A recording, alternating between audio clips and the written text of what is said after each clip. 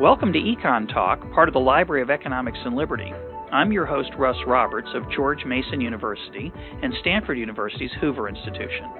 Our website is econtalk.org, where you can subscribe, find other episodes, comment on this podcast, and find links and other information related to today's conversation.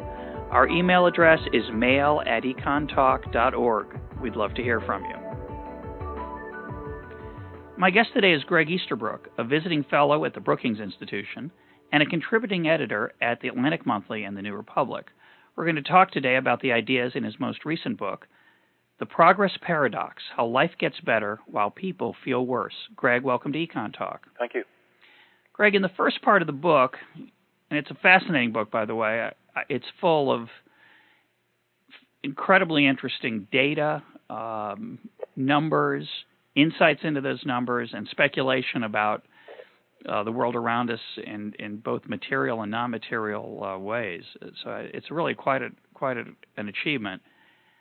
In the first part of the book, you talk about how economic life in America is getting better and better, and that the average person is sharing in that prosperity.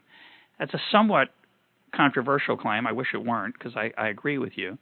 But it's a somewhat controversial claim. What's the evidence for that claim?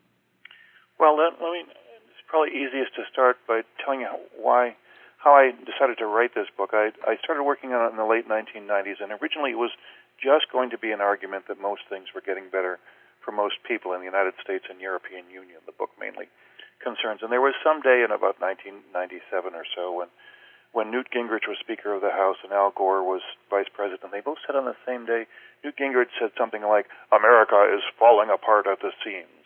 And on the same day, Al Gore said something like, "America faces the greatest crisis in the history of civilization."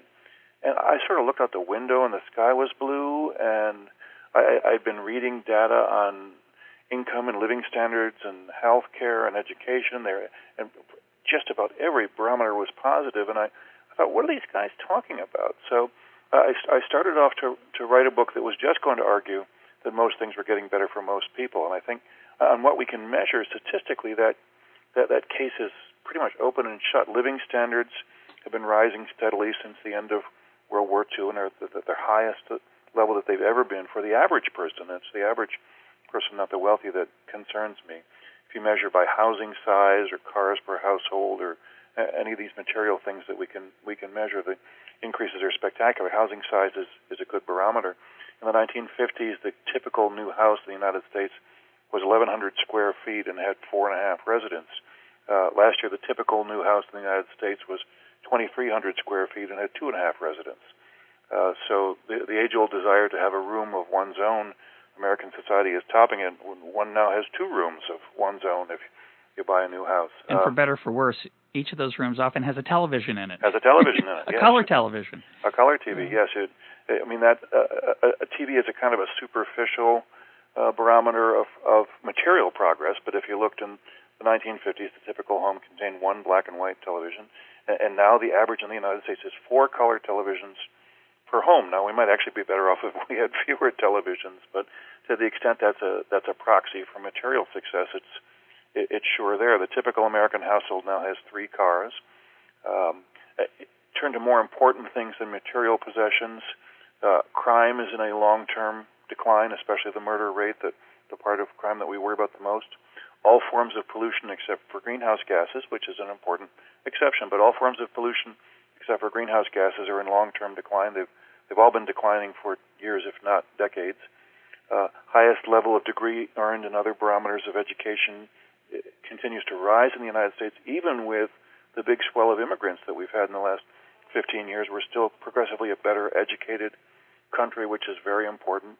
Discrimination, I would argue, is at an all-time low in the United States. Discrimination against minority group members, women, sexual orientation, it's still a problem, but it's the lowest that it's ever been. Longevity is the highest that it's ever been, keeps rising annually on pretty much the same basis.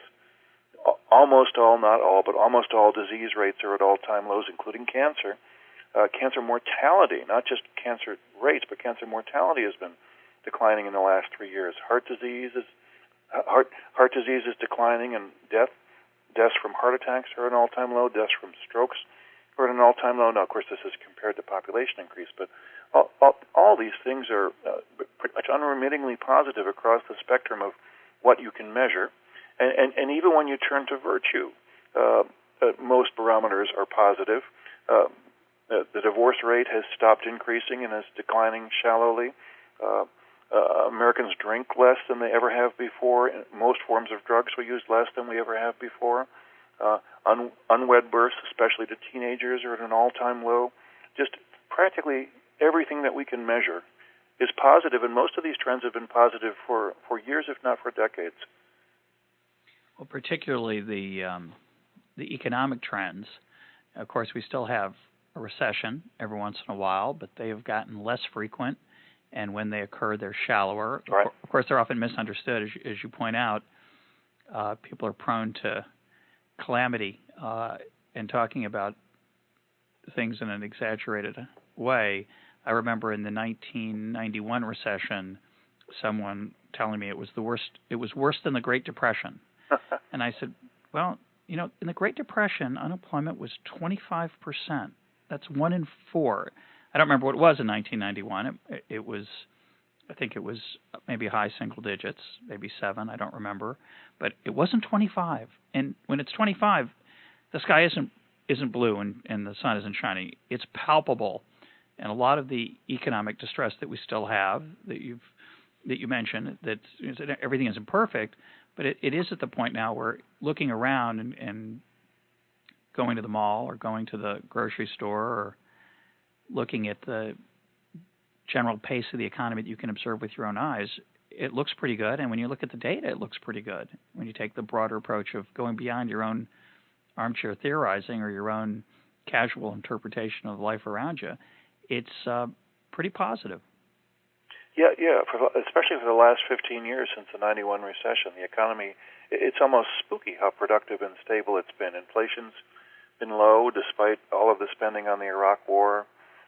Be that right, be that wrong, it hasn't seemed to have harmed the economy. Productivity keeps rising. Incomes keep rising. Unemployment is very low. We're now in about our 12th year of what would have been considered full employment in the 1960s and 70s, of unemployment below 5%, which is a tremendous figure. Now, of course, not everything in the economy is perfect. Rate of growth in middle-class income is in a long-term period of stall. But let's think about that for a second. It's stalled at the highest level that it's ever been. In the last 25 years, middle-class income in real dollar terms has risen only about 15%. And in previous years, it rose faster than that, so we would all like it to rise faster than that. But it is still stalled at the highest level that it's ever been. Stall's a little strong. It's growing at a slower rate. Part of the reason for that, as you mentioned earlier, is the immigration. Another reason it's stalled relative to rates in the early part of the last 50 years is demographic change. Divorces have increased dramatically in the 70s, which changed the nature of households and families, so that you have a big measurement problem there. So I think there's a lot of the numbers that people use to paint a particularly pessimistic picture are distorted.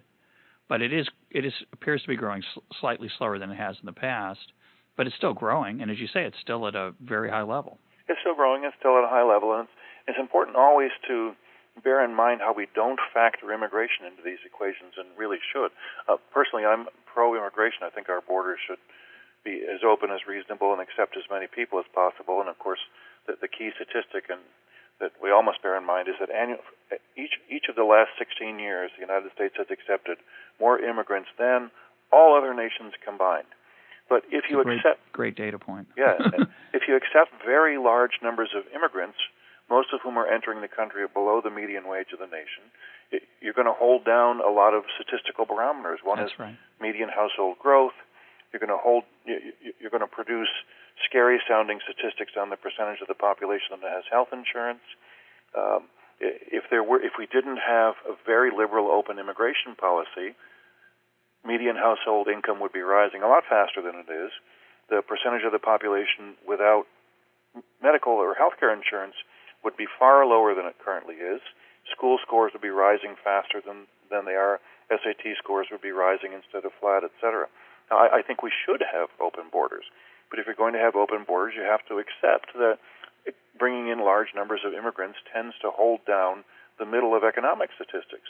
As they are measured, not necessarily holding down the well-being of the people who are not immigrants. Which I think the point that's important for our listeners is to be skeptical of data summaries that ignore that, or that ignore the demographic changes, which are dramatic over say the last 30 years, and the doom and gloomers, the pessimists, like to cherry pick certain figures and ignore those things. But I'd like to talk about that that cherry picking for a minute. A lot of times what the pessimists will do is pick a particular facet of life that is not going well and use it as a proxy for the larger picture. So, for example, they'll talk about how healthcare costs are rising. Which they are. And why they are rising is an interesting question, which we'll ignore for the moment, but they are rising. So if you're only looking at this question of whether you should be optimistic or pessimistic, you could be pessimistic. But one of the reasons they're rising is because more people have access to health care than ever before. Right. So an incredible number that I loved in your book was in 2001, there were 200,000 knee replacements, which was a category of healthcare that didn't exist. Didn't even exist. Right. 25 years ago, 20 years ago? I don't know how long they've been replacing knees, but the 200,000 knee replacements they're not all going to the richest Americans. They're going to all kinds of folks across the economic spectrum. And so to complain that our healthcare system's too expensive and therefore people are suffering, when in fact I think causation runs the other direction, because people have so much access to healthcare, they're driving up the price. Yes, I would. Healthcare is a case where most commentary is needlessly pessimistic. Prices are rising, but they're rising because health outcomes are improving. People are living longer, and of course the senior citizens require more health care than the population as a whole, so you'd expect as people live longer, your health care costs would go up. Suffering is being alleviated better ever than before each passing year, and that's not perfect, but today the artificial knee is a great example. One generation ago, a 40-year-old woman who had persistent knee pain would go to her doctor, and the doctor would say, well, your knee hurts. That's just life. Take aspirin. Don't move around rapidly in the morning. Lay in bed for an extra half hour on cold days. Just live with it. Give up tennis. Right. Stop hiking. And now the same person goes to a doctor and says, my knee hurts. And if somebody's got a true medical condition, says, okay, we'll replace your knee. And it's going to cost you very little. And your suffering is alleviated. I have a good friend of mine who was a college basketball player who's, I think, now 57 years old. And he had severe conditions in both the patellas of both knees. And he had both his knees replaced. And now he's fine. He does whatever he wants. And this contributes to the well-being of society. There are many examples of this across the board and the reduction of pain and suffering in healthcare. But yes, it does run up the cost. I'd much rather that society be spending money on making people healthier and alleviating their suffering than all the other ways that we could spend money. You mentioned in passing he didn't have to pay much for it, which was great for him. And it's one of the reasons it was a relatively easy decision. He still had to endure the pain and uncertainty of the surgery, but the monetary cost was relatively low. Because of that, it being subsidized by either the government or the insurance company in the pay package, it's one of the reasons we use so much health care. And it's a lovely thing to have all that health care, whether it's we're getting our bang for the buck is a different question, but you certainly can't complain that health care is a major problem because it's expensive. That clearly is only part of the picture. Yes, the idea that you constantly hear rising health care share of GDP in the United States referred to as wasteful, and I always laugh. Wasteful? Looking after people's health is wasteful? Yes, of course, the system could be improved, but I'd much rather society be dedicating resources to extending lives and improving lives and reducing suffering than all the other things that we could spend money on. Now, most of the examples we've been talking about are referring to the last, 10, 20, 30 years. But one of the things I like in the book and something that I think about a lot is the transition over the last, say, 100 years in America. And you talk about how dramatic that transition is for the average American. Oh, yeah. I mean, this is true in Western Europe as well. But people, we all tend to idealize the good old days and the golden era bygone. And my guess would be if there were a time machine and you could take a one-way trip back into any year before the year of your own birth and just live there as an average person, there isn't anybody who would agree to go back into the past. I mean, think of just what American life was like 100 years ago. At that time, less than 1% of the population attended college. Their prejudice against blacks and against women was institutionalized, and against Jewish people was institutionalized in awful ways. Standards of living were very low. Communication was hard and expensive. The average person rarely traveled. Crop failures still happened. Food prices were a very high percentage of the average person's budget. The physical sensation of hunger was still common for a lot of Americans. You could, and of course, personal comfort, no air conditioning, no central heating, etc. You could go on and on. But I think that not just the material improvements of the standard of living that are all around us, but the improvements in personal freedom and access to knowledge that we have today compared to 100 years ago, it's just a total slam dunk that for all of the problems of the year 2007, we are all so much better off than we were in previous generations. That to hear people complaining and grumbling about it, if our ancestors could hear that, they wouldn't be terribly impressed, would they? You have a very nice description of this focused on the United States. You go decade by decade and talk about how each decade would have incredibly large drawbacks about them. I love when I'm on page 82 here, you say, the first decade of the 20th century, which we do romanticize, by the way, I agree, city air in the United States and Europe was thick with choking smoke from unrestricted coal burning. Pigs roamed the streets of New York City and Philadelphia, eating garbage that was thrown out of windows. There were 3 million horses drawing carts within city limits of American cities, meaning horse manure was everywhere. In Chicago, elevated trains pulled by steam engines rained sparks and cinders on pedestrians. In pleasantly pastoral small towns, only 2% of dwellings had running water, causing many women to be little more than serfs to the carrying of water and doing of laundry, to say nothing of child rearing. So the romance we have about it is selective. Oh yes, if you could go back into the past, you would find that life was quieter and perhaps less stressful than it is today. There's certainly a lot of stress in modern life. The physical beauty of the country might have been greater, but your living standards would have been far lower. Your health outcomes would have been a lot worse. You would have lived a shorter time with far more discrimination, less opportunity, less personal freedom. Just the list goes on and on. And a non-trivial chance of having a very unpleasant experience at the dentist that could lead to death. Yes. Besides the fact that a root canal would not be the same in 1900 as today, the risk of infection, the lack of antibiotics, small things often killed people then that are harmless now. Yes, my father's father, Harry Easterbrook, died in 1927 of lockjaw, which was then incurable, and today we can fix with a cheap injection of a vial of chemicals. In every family in the United States, there's a recent example of an ancestor who died of something that we laugh at or pay no attention to today. My wife had pneumonia 2 winters ago, which still kills a handful of people, a small number of people in the United States, mostly the elderly and very young children. But in 1900, it killed lots of healthy people because we had no way to fight it. Well, I'm curious, before we move on to the second part of the book, I'm curious about the reception that your book received. Your first book was called A Moment on the Earth. Excuse me, not your first book, but a recent books in similar spirit, A Moment on the Earth, was an optimistic look at environmental trends, where you documented all the environmental issues that were getting better. And you've done a similar thing in this book, in the Progress Paradox, to show that things aren't as bad as a lot of people seem to think. You'd think being an optimist and showing people how great things are you'd be well received. People would embrace you and say, I didn't know that. Thanks so much. I guess I can sleep better now. But my guess is that isn't quite the response you got from either book. My unexpected lesson has been that the good news scares people or makes them angry. Yeah. This is especially true in the media, but it's not confined to the media.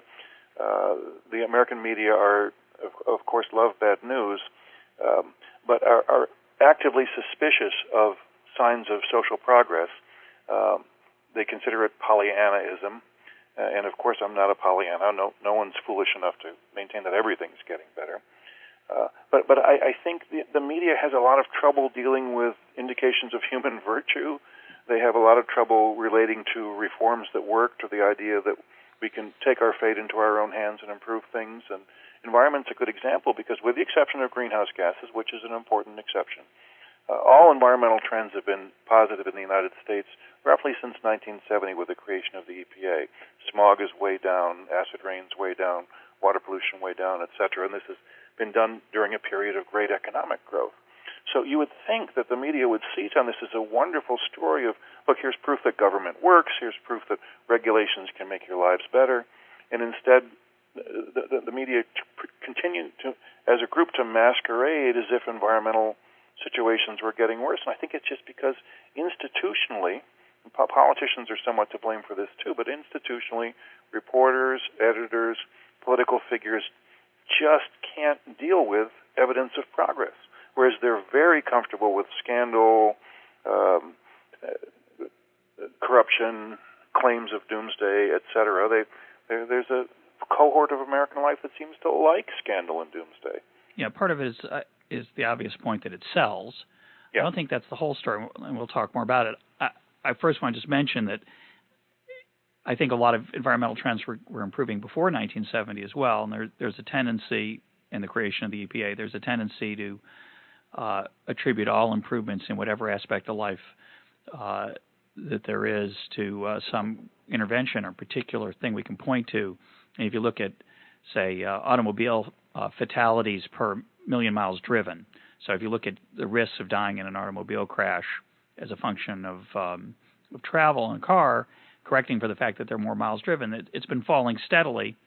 Proponents of various safety regulations will say, yeah, it's because of those regulations, but of course those trends were very similar before those regulations were passed, and that's true in many areas. And I think that brings us to one of the reasons that I think people are so skeptical. It's not the only reason, or one of the reasons that the media sells bad news, and that's that if you're optimistic, as I am, and as you've been in these books we're talking about, if you're optimistic, it implies to some people that means we're done. You don't have to do anything, and therefore we don't have to worry about anything. And I know that's not your position.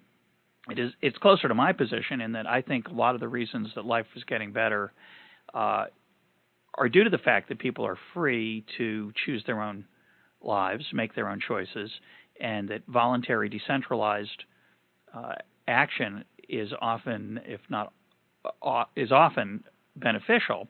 But for those who are skeptical of that and who are worried about government intervention as a necessary way to improve things, if you suggest that things are getting better, that somehow in their mind undercuts the demand for that, and I think makes it harder to tell the truth.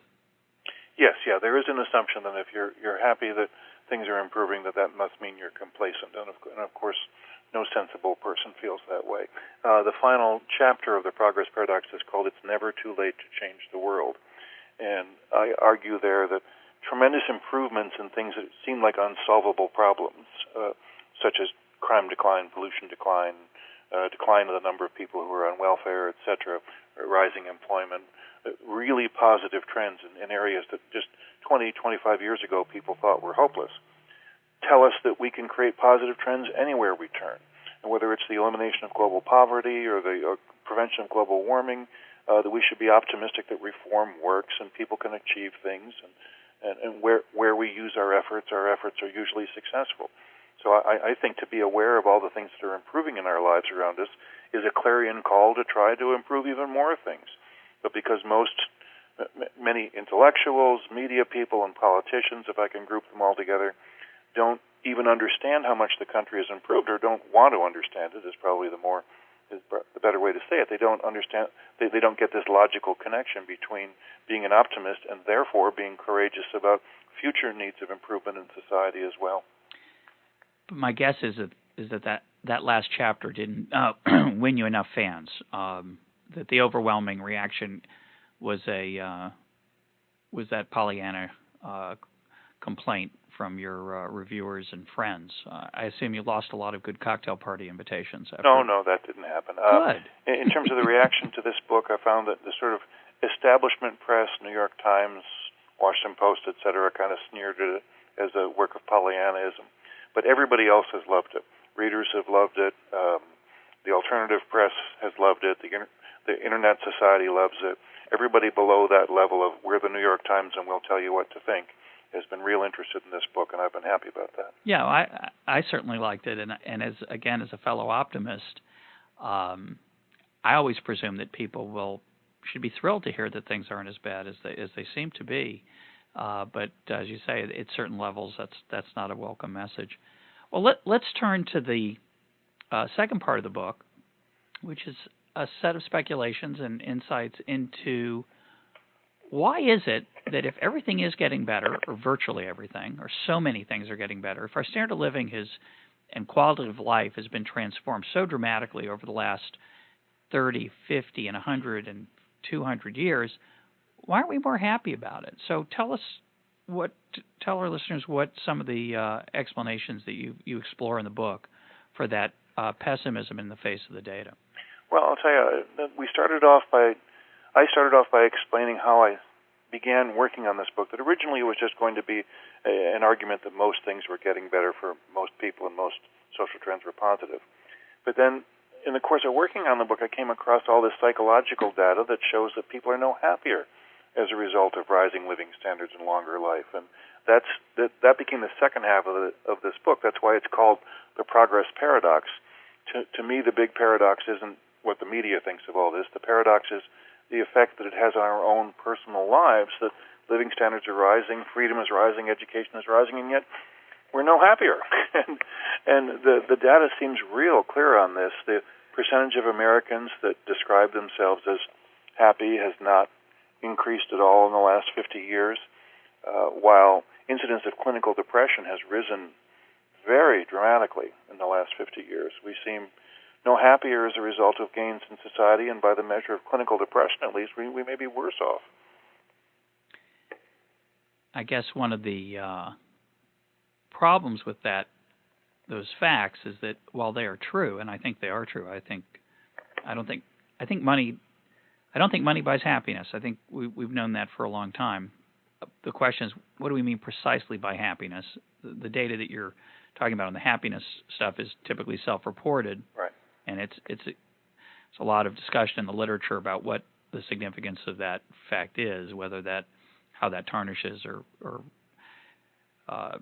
increases the reliability of the measure. But if you think back to your thought experiment that we talked about a few minutes ago, would you want to travel back in time to any particular decade? Most people would be horrified to do it.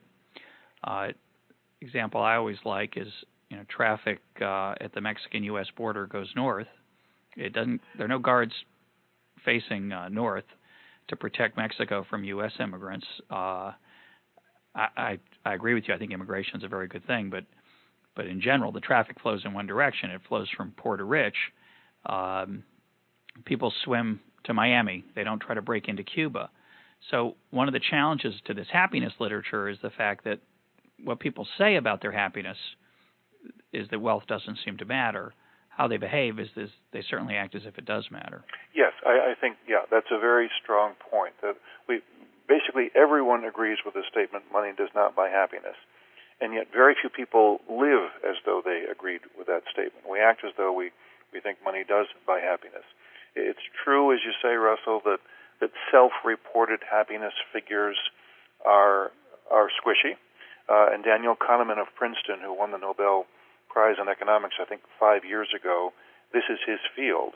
His specialty is studying how to figure out whether people's well-being is increasing or not. And he's always admitted that the numbers that he produces are relatively weak compared to other ways of measuring things. And the famous example he gives is that in interviewing college students, he found that if he began an interview by asking them if they were happy, the majority would say yes. If he began an interview by saying, "Have you had a date this week?" and then asked them if they were happy, the majority would say no. Yeah. So it's called framing in the literature, and it's a powerful thing. Yeah, It's a big factor, and all of us go back and forth on whether we feel happy. And if I asked you at different times of the day, you might give me different answers. But if you look at polling data for the country, this becomes scary. Americans have, for the last 20 years or so, have been saying that they think the country is going downhill, that they think that its future is negative, that their children will live less well than they lived. And this was true long before 9/11 gave us a security fear. There's several possible explanations. We could talk about them if you want. Yeah, please do. Well, the first, I think it will eventually be shown that evolutionary psychology has a lot to do with this. Your listeners may know that evolutionary psychology, which assumes that not just our bodies but our minds also evolved in response to natural selection, is a disputed field. Some of its claims are not yet proven, but assume for the sake of argument that it will someday be proven and that it will be accepted that our mindsets evolve just as our bodies do. Well, it is likely that we are descended from the discontent of the far past, that our ancestors who were never satisfied with their possessions, no matter how much they acquired, and who are always scanning the horizon for predators, were more likely to survive and send their genes down to us, whereas our happy-go-lucky ancestors stopped to smell the flowers and got eaten by something. And so we are likely descended from the discontent of the past. Genes are not destiny. They're only one factor in many of making us what we are. But I think we should be aware that human beings may be predisposed to complaining. The fact that we see complaining all around us may not be a coincidence. It may be the way we're wired. That's one of the possible explanations. Yeah, and the stress that you refer to. It's remarkable how stressful our lives are and how pitifully small the things we worry about are compared to in the past, as you point out. You'd think the things that people worry about today being so much smaller than the things people worried about 50 or 100 or 200 years ago or 1,000 years ago would make us happier. It does not seem to. No, it doesn't. I think it's a great sign for society. People sometimes complain that, isn't it silly that today we worry about electromagnetic emissions from cell phones and other really small threats. I think it's a great sign that we worry about those things because it tells us that the really big worries in life are declining. The more trivial our worries become, the better for society. But psychologically, we seem to exert the same amount of worry power on trivial issues as we do on significant ones, and it may have something to do with why rising living standards doesn't make us any more content. Another, you mentioned stress, Russell. Stress is real. It's not in your brain. Stress is mediated by a hormone called cortisol, and when researchers test our bodies for cortisol, they find that our bodies today contain a lot more of it than the bodies of recent generations did. So we're clearly subject to more stress. So there are 4 or 5 things I propose in the progress paradox as counterbalancing factors, why it is that material standards would rise and yet people feel no happier. And clearly one of the counterbalancing factors is the rise of stress and anxiety in modern life. What are some of the others? Well, I actually think one of the biggest counterbalancing factors is the belief in meaninglessness that's expanded in the post-war era. And paradoxically, I blame this on college. I think it's great that more and more people go to college, and I long for a world where every single person goes to college. But we've seen a huge increase in higher education in the last 2 generations. And what do they teach you in college? They teach you that your life is meaningless, that your existence is just a random coincidence of amino acids and molecular heat exchange. And I think there's a very bright line involved here. The psychological literature shows that people who believe their lives have meaning are much more likely to be happy than people who believe that life is meaningless. And that people who believe that their lives have meaning have everything we can measure. They have fewer heart attacks, they have fewer strokes, they have longer marriages, which is to sociologists an important barometer of contentness. They have higher incomes.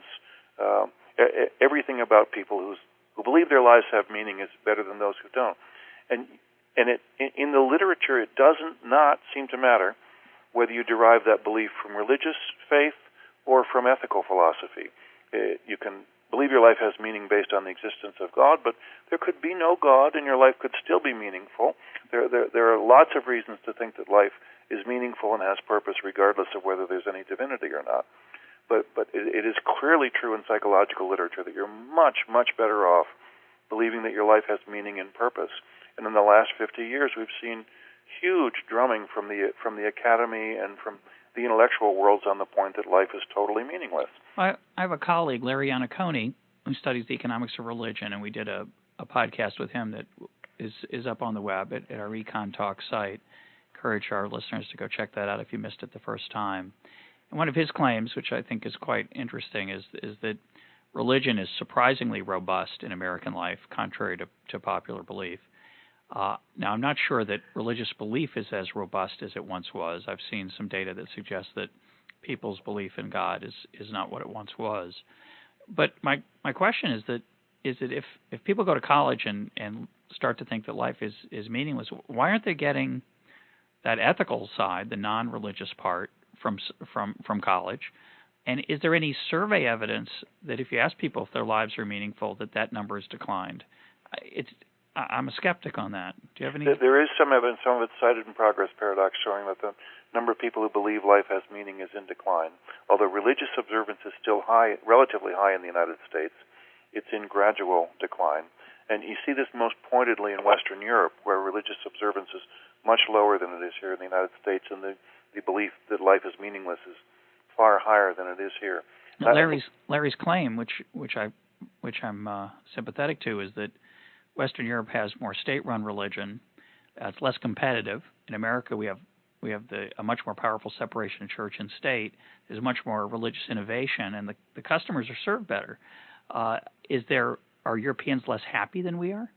Yes, the data shows that they're significantly less happy. How surprising! And they have allegedly better wine and food. How can that be? Well, and better landscapes. They have more pastoral landscapes. They have more pastoral landscapes, and it doesn't apply to every country. Well-being, self-reported well-being is very high right now in Ireland, for example. And a lot of the researchers think that people measure their well-being based on what the trend lines are. In other words, if the last 10 years have been good, it tends to put you in a good mood. And the last 10 years, everything's been great in Ireland. So Ireland has very high reported well-being. Where are they miserable? Actually, the most miserable country in the world is Japan, according to research. The Japanese privately describe themselves to researchers as really, really miserable. And Japan, I would argue, is the most money-focused culture in the world.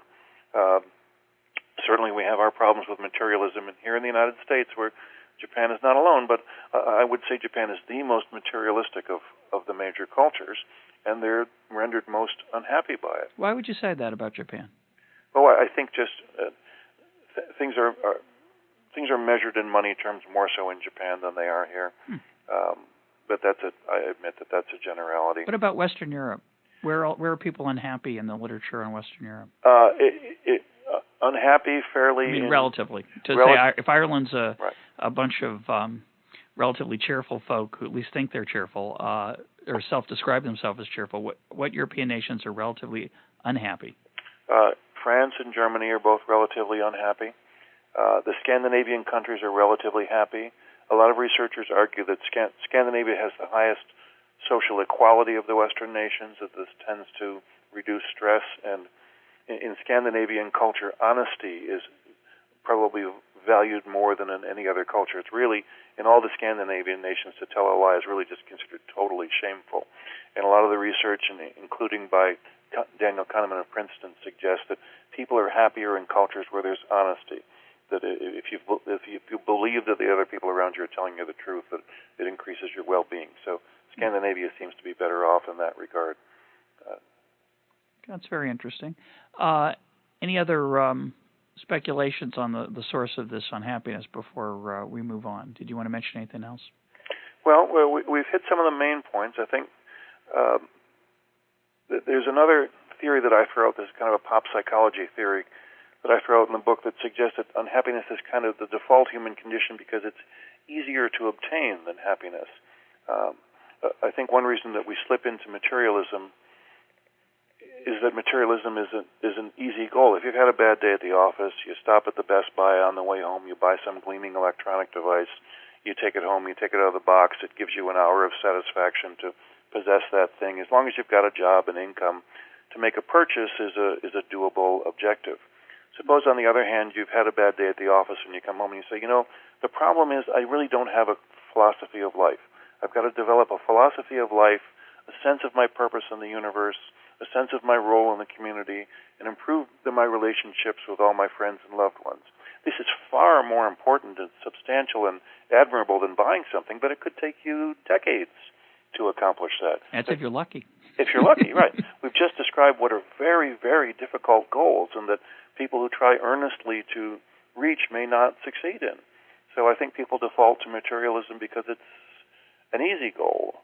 And we are seduced and abandoned by our credit cards in that regard. That's an interesting speculation. I'm an avid proponent of the view that that you should not believe that whoever has the most toys wins.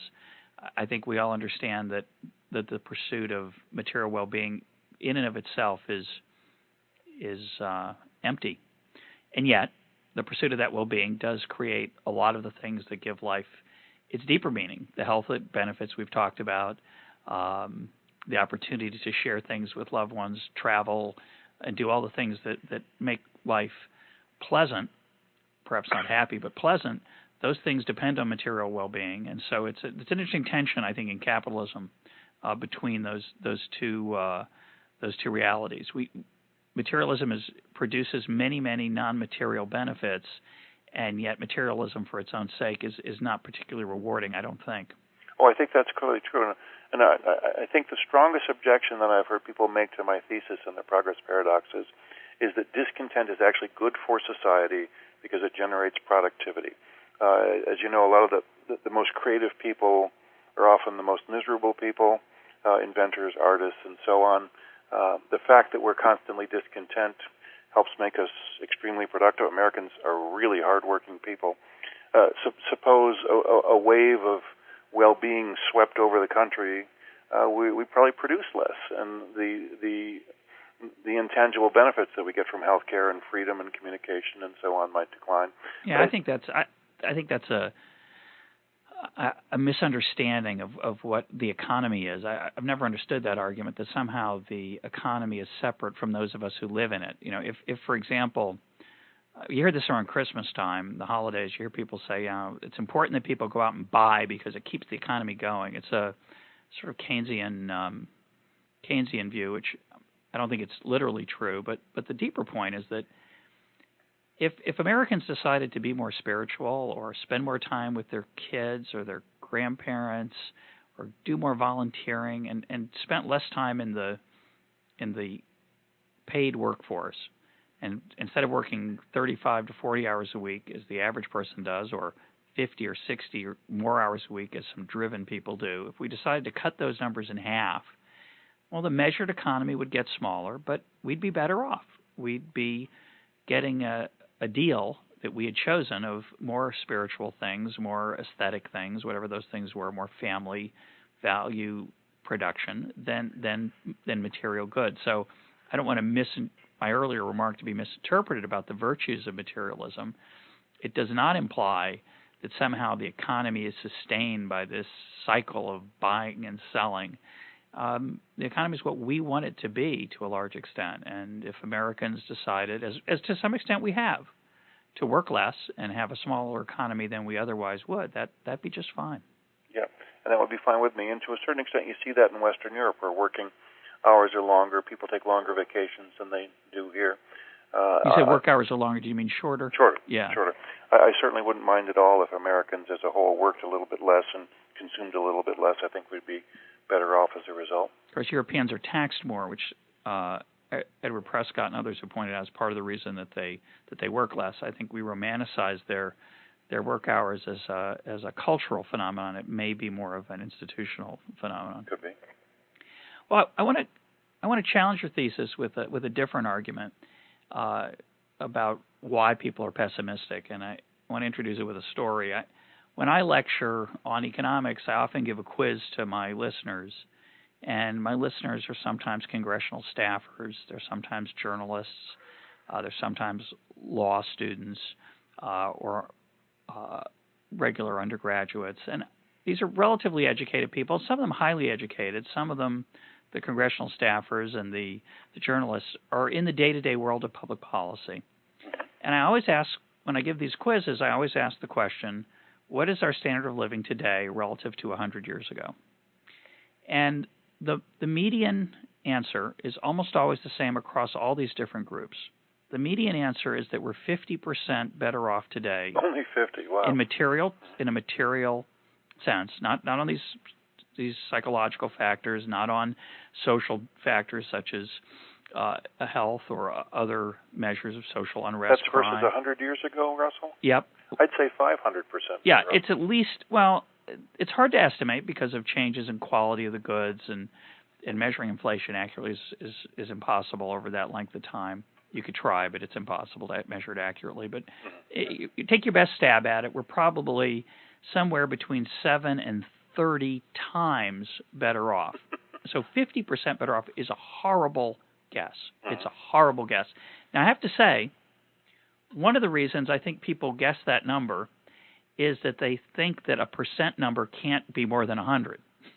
They think that, anything more than 100%, like 120% of giving 120% is impossible. But of course, in growth rates, you can be over 100%, you can be 500 or 1,000% higher. Right, sure. So I've started to reword the question. I don't think it's going to matter. I think most people grossly underestimate. People who are supposed to be educated on this are grossly uninformed about the nature of human progress. And in fact, there's usually 5 or 10% of the surveyors, of the people I survey, think that we're absolutely worse off than we were 100 years ago in material terms. So the average citizen has no knowledge, the average educated citizen has virtually no knowledge of the transformation of our economic life over the last 100 years. Now, why is that? Well, one reason is that, you don't really have much of an incentive unless it's in your field. You're writing a book on it, or you're an economist. But the other reason is that the things they read, which you chronicle very well in the book, are very pessimistic. So it's not surprising that they don't really know what's going on, since everything they hear over and over again is so unrelentingly negative. So my thesis, which is different from yours, like you allude to a version of this in the book, my thesis is that the drumbeat of negativity that people perceive and absorb has got to affect their perception of the reality. And isn't that part of the reason we're so pessimistic? Oh, I'm sure it must be. All Americans can be fairly accused of knowing not enough about our own past and our recent past. So that we do far more romanticization of the recent past than we do study of the actual social conditions of the time, which were largely pretty miserable, especially for women. I think we engage in a lot of what I call abundance denial in the book. Is that it's very common. Well, for example, in psychological data, if you ask Americans how much money is needed to, quote, live well, as a group they always say twice as much as they earn, and they say that regardless of where they are on the income ladder. So somebody earns $50,000 says, well, you really need $100,000. Somebody who earns $100,000 says, well, you really need $200,000. And somewhere up on there, going up the ladder, we seem to have trained ourselves to believe that we're not living well, even when we are. And I argue in the Progress Paradox that this is, in a sense, it's a betrayal of our ancestors, because they worked hard and sacrificed, and in many cases fought in combat terms, in order to give us what we enjoy today: personal freedom, material security, etc. And we don't seem as a nation particularly grateful for it, or even aware that it's happened. That's a great point. But there is that tendency to always think that we haven't quite made it. And I think part of that is when you ask people what class they're in, you might know this data better than I do. I don't know it very well, but I do know that most people don't describe themselves as rich. They describe themselves as, most people like to think of themselves as middle class, and that doubling is what would make them rich. But of course, they're not rich. Those other people are. I think that's definitely a human trait. Yes, it is. Probably in the United States today, maybe 20% of our population would be, I don't know what the exact word for it, an affluent class, people whose lives are materially very secure and very favored by the standards of history, and who have a large amount of discretionary income and live in nice houses, and et cetera.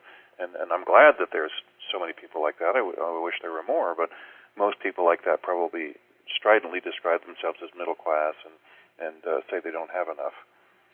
And going back to your the genetic part of this, we are, and to put a more positive spin on it, we are the only species that plans for the future, that can look ahead.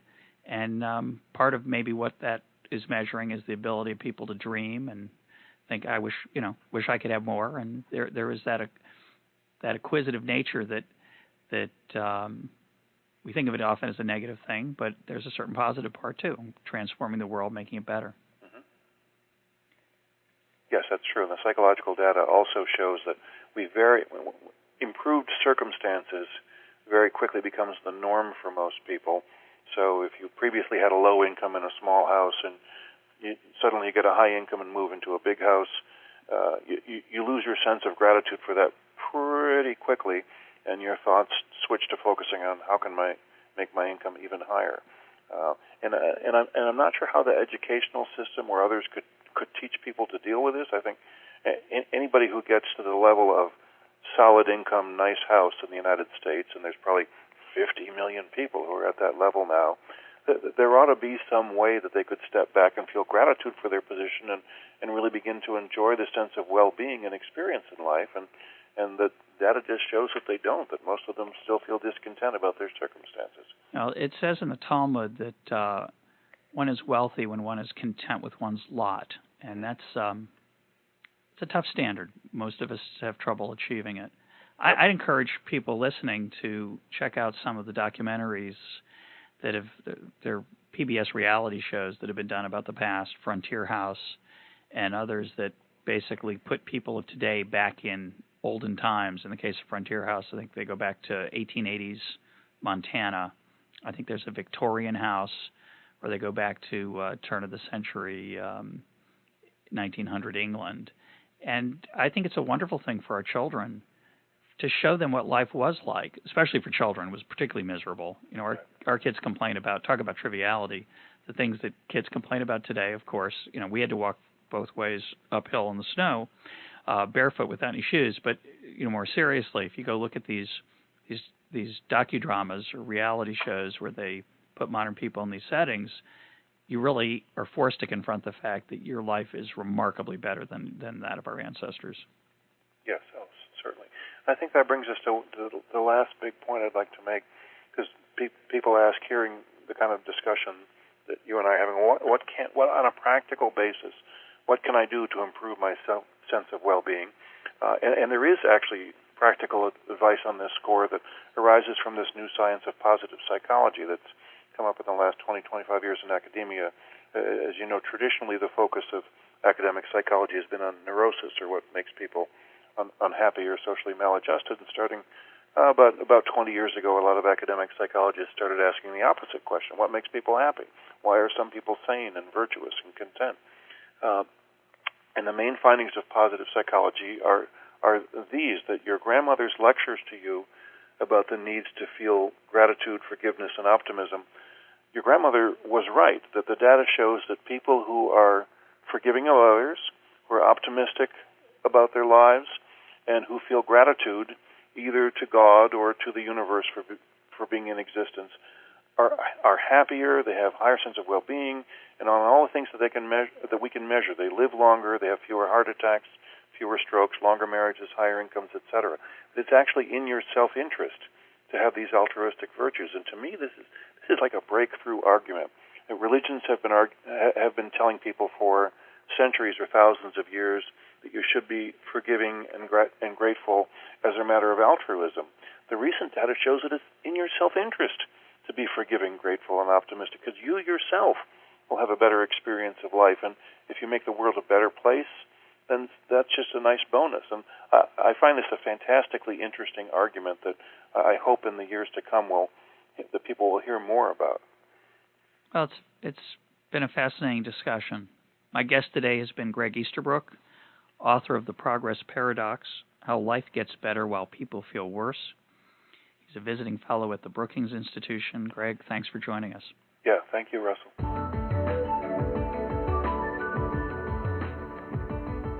This is EconTalk, part of the Library of Economics and Liberty. For more EconTalk, go to econtalk.org, where you can also comment on today's podcast and find links and readings related to today's conversation. The sound engineer for EconTalk is Rich Goyette. I'm your host, Russ Roberts. Thanks for listening. Talk to you on Monday.